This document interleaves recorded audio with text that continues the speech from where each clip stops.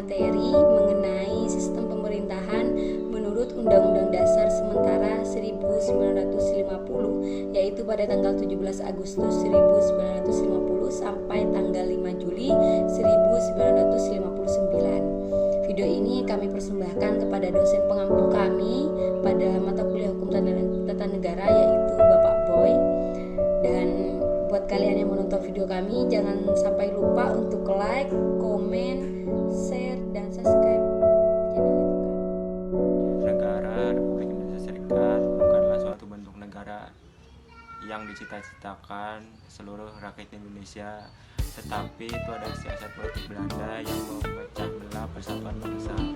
Oleh karena itu, dalam mewujudkan tuntutan kembali ke negara kesatuan, satu persatu negara bagian menggabungkan diri kepada negara Republik Indonesia.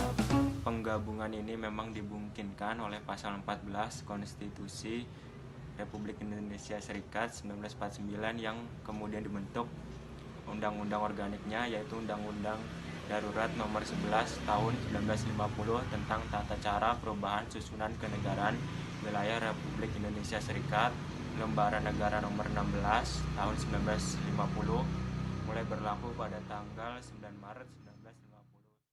Baik, saya akan meneruskan penjelasan dari teman saya. Pada tanggal 19 Mei 1950, tercapai kata sepakat antara Republik Indonesia Serikat dengan Republik Indonesia untuk membentuk negara kesatuan berdasarkan Proklamasi 17 Agustus 1945.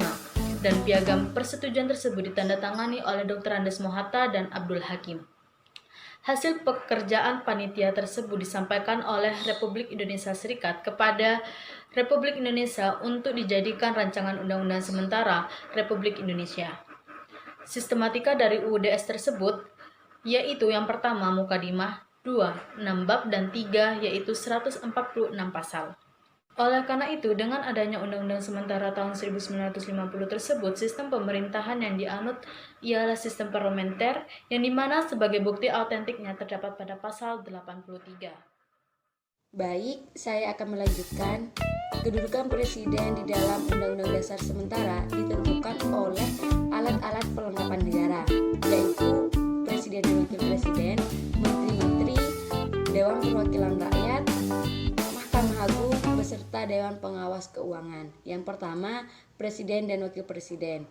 Di dalam Undang-Undang Dasar Sementara ini bukan hanya ada presiden, melainkan juga ada wakil presiden.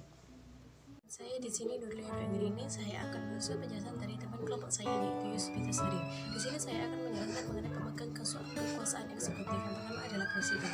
Syarat untuk menjadi seorang presiden adalah harus warga negara Indonesia dan telah berumur 30 tahun. Kemudian wakil presiden. Tugas dari wakil presiden adalah membantu presiden dalam melakukan jabatannya.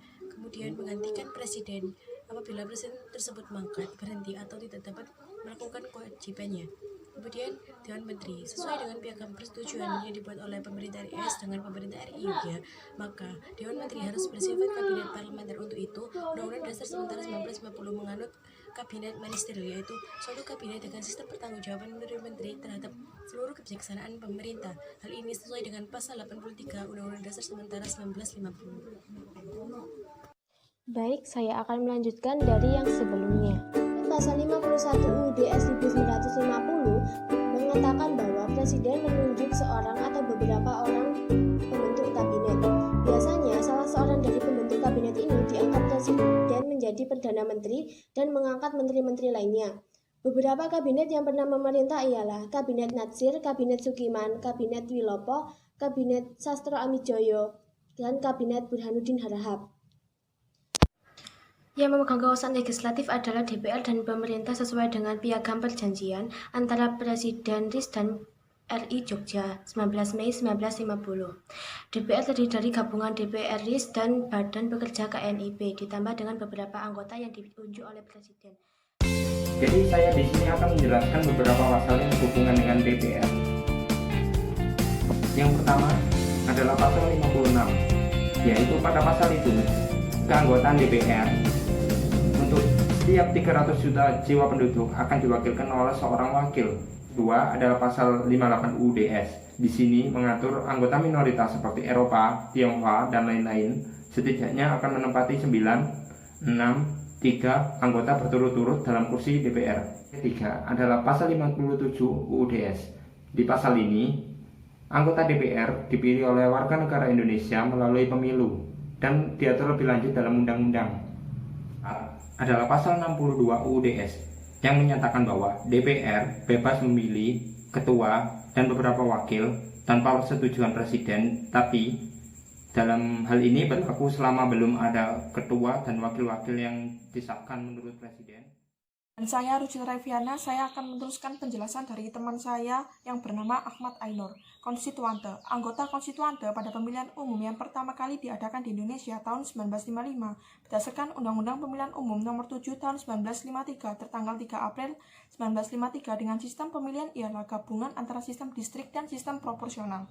Kabinet yang dibentuk sesuai hasil pemilihan umum tahun 1955 merupakan kabinet koalisi, yaitu kabinet yang menteri-menterinya terdiri dari beberapa golongan yang ada di dalam DPR.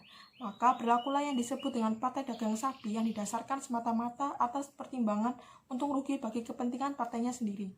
Hal ini disebabkan hasil pemilihan umum anggota DPR dan anggota konstituante yang semula kita harapkan dapat mengurangi jumlah partai di negara kita. Setelah pemilu, maka anggotanya menjadi makin banyak.